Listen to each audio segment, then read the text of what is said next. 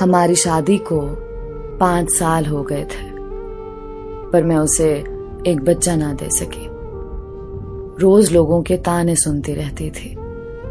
پھر ایک دن میں اپنے شوہر کے پاؤں میں بیٹھ گئی کہ پلیز وہ ایک اور شادی کر لے، پر وہ نہیں مان رہا تھا۔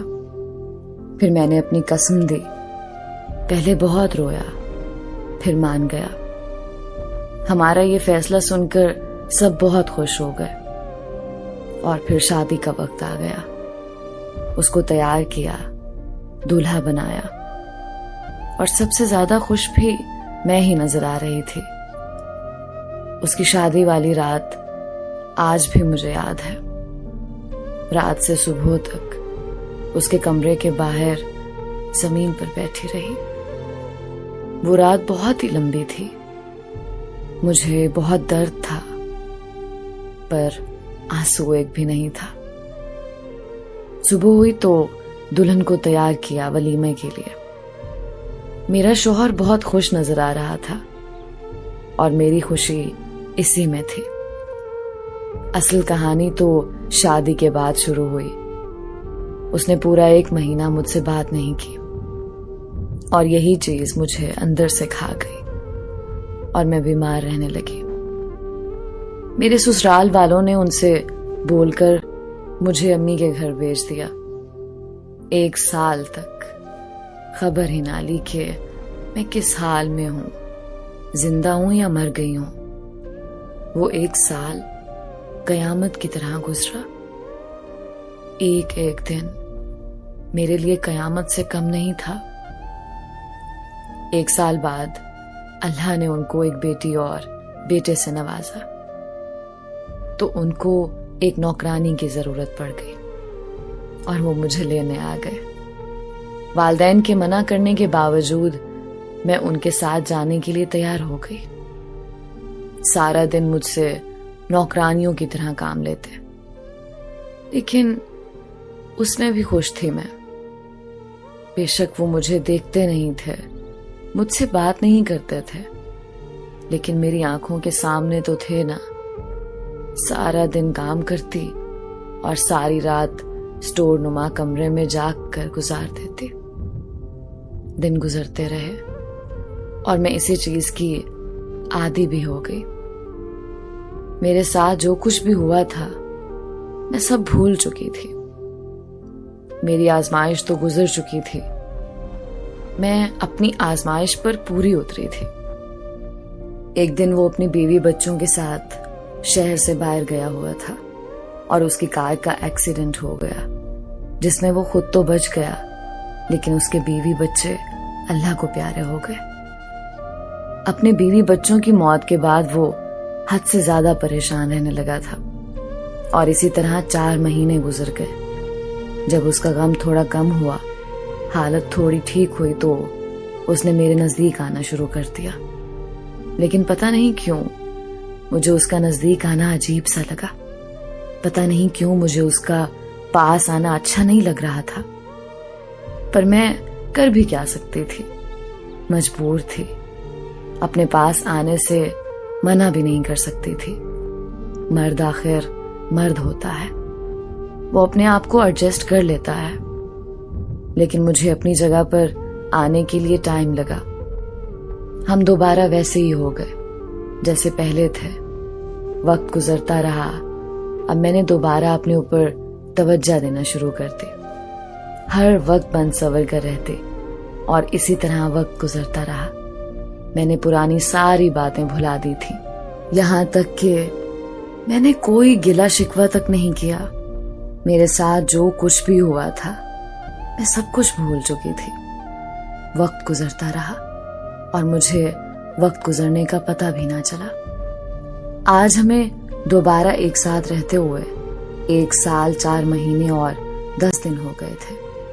پتہ نہیں میری خوشیوں کو کس کی نظر کھا گئی، اور ہمارے گھر میں ان کی تیسری شادی کی بات ہونے لگی، اور اس کے گھر والوں نے اس کو تیسری شادی کے لیے منا لیا۔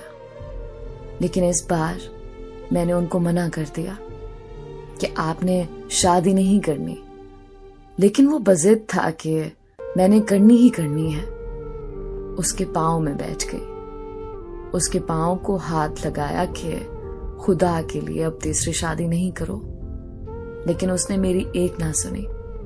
میں پوری رات رو کر گزارتی، لیکن اس کو مجھ پر ترس بھی نہ آیا۔ اور آخر وہ دن آ گیا جو اس کے لیے تو خوشی کا دن تھا، لیکن میرے لیے قیامت سے کم نہ تھا، یعنی وہ نکاح کا دن تھا۔ اسی دن میرے امی ابو مجھے لینے کے لیے آ گئے، لیکن میں جانے کے لیے راضی نہیں تھی۔ اس نے آج حد کر دی تھی، میرے ماں باپ کو بے عزت کیا، برا بھلا کہا۔ میں اپنی بےعزتی برداشت کر سکتی تھی، اپنے ماں باپ کی نہیں۔ اس نے تو یہاں تک کہہ دیا کہ اپنی بیٹی کو جاتے ہوئے ساتھ لے جانا، اور میں اپنے ماں باپ کے ساتھ میکے آ گئی۔ ابھی مجھے اپنے میکے آئے ہوئے 3 دن گزرے تھے۔ طبیعت خراب ہو گئی، امی کے ساتھ ہسپتال گئی تو وہاں جا کر پتا چلا کہ میں ماں بننے والی ہوں۔ میں اتنی خوش تھی کہ میری خوشی کی کوئی انتہا نہ تھی۔ جب سے مجھے پتا چلا کہ میں ماں بننے والی ہوں، میں بہت زیادہ خوش تھی۔ میرے ساتھ اس نے جو کچھ بھی کیا تھا، میں سب کچھ بھول چکی تھی، لیکن میں اس کے پاس نہیں جانا چاہتی تھی۔ میں نے فیصلہ کر لیا تھا کہ میں اپنی زندگی اپنے سہارے جیوں گی۔ اور یہ بات جب میں نے اپنے ماں باپ سے کی تو میرے بابا نے بولا کہ آپ کی زندگی ہے، آپ جیسے مرضی جیو، ہمیں کوئی اعتراض نہیں ہے۔ یہاں سے میں نے اپنی نئی زندگی کا آغاز کیا۔ میں نے باپ اور بھائیوں سے مشورہ کر کے نوکری کرنی چاہی، تو میرے بھائیوں نے بولا کہ ہم مر گئے ہیں کیا۔ آخر کار وہ میری ضد کے سامنے ہار گئے اور انہوں نے اجازت دی کہ میں نوکری کر لوں، بلکہ میرے ساتھ کوشش کر کے مجھے ایک سرکاری اسکول میں ٹیچر لگوا دیا، جو میرے گھر سے 5 منٹ کی مسافت پر تھا۔ یہ سارے کام اتنی جلدی ہوئے کہ مجھے پتہ ہی نہ چلا کہ میرے اللہ نے میرے لیے سب کچھ آسان کر دیا۔ میں ماں بننے والی ہوں۔ جب یہ بات ان تک پہنچی تو مجھے لینے کے لیے آ گئے۔ میں نے ساتھ جانے سے صاف انکار کر دیا اور اپنے کمرے میں چلی گئی۔ آج میرے دل میں ان کے لیے کوئی جگہ نہیں تھی، کیونکہ وہ میرے لیے نہیں آیا تھا بلکہ اپنے بچے کے لیے آیا تھا، اور میں نے اسی بچے کے لیے اتنا بڑا فیصلہ لیا تھا کہ میں اکیلی رہوں گی، مجھے اس کا ساتھ نہیں چاہیے۔ وقت گزرتا رہا، مجھے آج بھی یاد ہے وہ 10 بار میرے گھر آیا مجھے لینے، میری منتیں کی، میرے ماں باپ کی منتیں کی، لیکن میں اپنے فیصلے پر قائم رہی، کیونکہ میں فیصلہ کر چکی تھی کہ میں اس کے ساتھ نہیں رہوں گی۔ پھر وہ دن آ گیا کہ اللہ تعالیٰ نے مجھے ایک بیٹے سے نوازا، جس کا نام میں نے شاہزین رکھا۔ شاہزین بہت ہی پیارا تھا، میری دنیا جہان تھا۔ شاہزین کی پیدائش پر وہ آیا تھا، اور میں نے اپنے بیٹے کو دیکھنے تک نہیں دیا اس کو، یہاں تک کہ میرے پاؤں میں گر گیا کہ صرف ایک بار مجھے اپنا بیٹا دیکھ لینے دو۔ لیکن مجھے وہ وقت یاد آیا تھا جب میں اس کے پاؤں میں گری تھی، اس کے پاؤں کو ہاتھ لگایا تھا کہ تیسری شادی مت کرو۔ اس وقت اس نے مجھ کو بے عزت کیا تھا، پورے خاندان کے سامنے میرے ماں باپ کو ذلیل و رسوا کیا تھا، اپنے پورے خاندان کے سامنے۔ تو میں کیسے دیکھنے دیتی اپنے بیٹے کا چہرہ؟ میرا بیٹا تو میرے لیے سب کچھ تھا۔ اس کو تیسری بیوی سے بھی اولاد نہ مل سکی۔ اس نے بہت کوشش کی کہ میں واپس آ جاؤں یا پھر میرا بیٹا مجھے واپس کر دے۔ بہت کورٹ کچہریوں کے چکر لگوائے، لیکن میں تو اپنی زندگی میں خوش تھی۔ میرے بھائیوں نے مجھے اچھا سا گھر بنا کے دیا، اور میرے بابا اور بھائیوں نے مجھے جائیداد سے برابر حصہ دیا، جو کہ میں نے لینے سے صاف انکار کر دیا، کیونکہ مجھے زمین جائیداد نہیں، اپنے بھائی پیارے تھے۔ وہ میری ہر ضرورت کا خیال رکھتے تھے. بھائیوں نے مجھے سمجھایا اور شہر کے مرکز میں جو ہماری 8 دکانیں تھیں وہ میرے نام کر دیں. مجھے ان کے فیصلے کا احترام کرنا پڑا. آج اس بات کو 34 سال ہو گئے ہیں اور میں اپنی زندگی سے خوش ہوں. شاہ بھی میرا فرما بردار ہے.